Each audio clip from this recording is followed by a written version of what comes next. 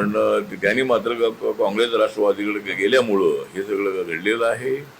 त्यामुळं उद्धव ठाकरेंना मोठा धक्का बसलेला आहे. अनेक खासदारांनी तर त्यांना सोडलेलंच आहे. कोणाचे 20 आमदार आहे त्याच्यामधले 14-15 आमदारही कदाचित येण्याची शक्यता आहे.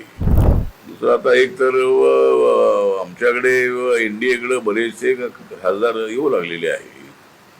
तर त्याच्यामध्ये आम्ही त्यांना फोडतो वगैरे असं अजिबात नाही आहे. आमच्यावरती आरोप असा आहे की आम्ही सगळे पक्ष संपवायला चाललेलो आहोत. पण पक्ष काय संपवण्याचा विषय अजिबात नाही आहे. कारण टीएमसीचे 28 पैकी 20 खासदार जे आहे ते ममता दिदींना सोडून ते बाहेर पडलेले आहेत. ते आता एनडीए सोबत आलेले आहेत. 6 खासदार आमचे उद्धव ठाकरे साहेबांचे 6 खासदार इकडे आलेले आहेत. आणि ते काय टायगर ऑपरेशन नाही आहे, ते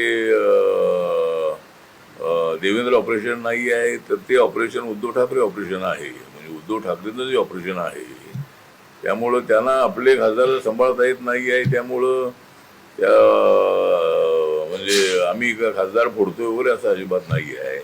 त्या खासदारांना असं वाटतंय की आता आपल्या मतदारसंघाचा विकास करायचा असेल तर आपण आता बीजेपी, शिवसेना, आरपीआय किंवा इतर एनसीपी इकडं जायला पाहिजे, एनडीएमध्ये जायला पाहिजे, बीजेपीमध्ये जायला पाहिजे, अशा पद्धतीची भावना लोकांचीच आहे. आणि मोठ्या प्रमाणामध्ये लोक आमच्याकडे येत आहेत. आता 6 खासदार तर आलेले आहेत. पुन्हा सचिन अहिर हे जे तसे मूळ एनसीपीचे होते, शरद पवार साहेबांच्या तालमीत तयार झालेले ते होते. पण नंतर त्यांनी त्या तालीम गाठली उद्धव ठाकरेंची. पण तिथं काही त्यांचं मन रमलं नाही. पुन्हा ते आता एकनाथ शिंदेच्या सोबत आलेले आहे. आणि सध्या एकनाथ शिंदे हे शिवसेनेचे खरे नेते आहेत. कारण धनुष्यबाण त्यांच्याकडे आहे. त्यानंतर 57 आमदार त्यांच्याकडे आहेत. 13 खासदार त्यांच्याकडे आहेत.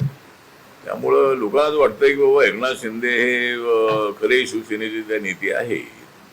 आणि बाळासाहेब ठाकरेंच्या विचाराला छेद देऊ उद्धव ठाकरे यांनी काँग्रेस राष्ट्रवादी सोबत युती केली नसती तर कदाचित हे सगळं घडलं नसतं. आणि उद्धव ठाकरे हे त्या ठिकाणचे पॉवरफुल मॅन राहिले असते. पण उद्धवजींना मी सांगत होतो की आपण महायुतीसोबत आलं पाहिजे.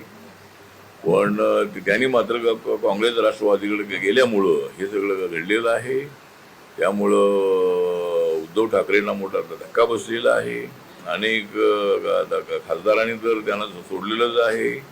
कोणाचे 20 आमदार आहे त्याच्यामधले 14-15 आमदारही कदाचित येण्याची शक्यता आहे. त्यामुळे ठीक आहे. तर आता ही परिस्थिती आहे.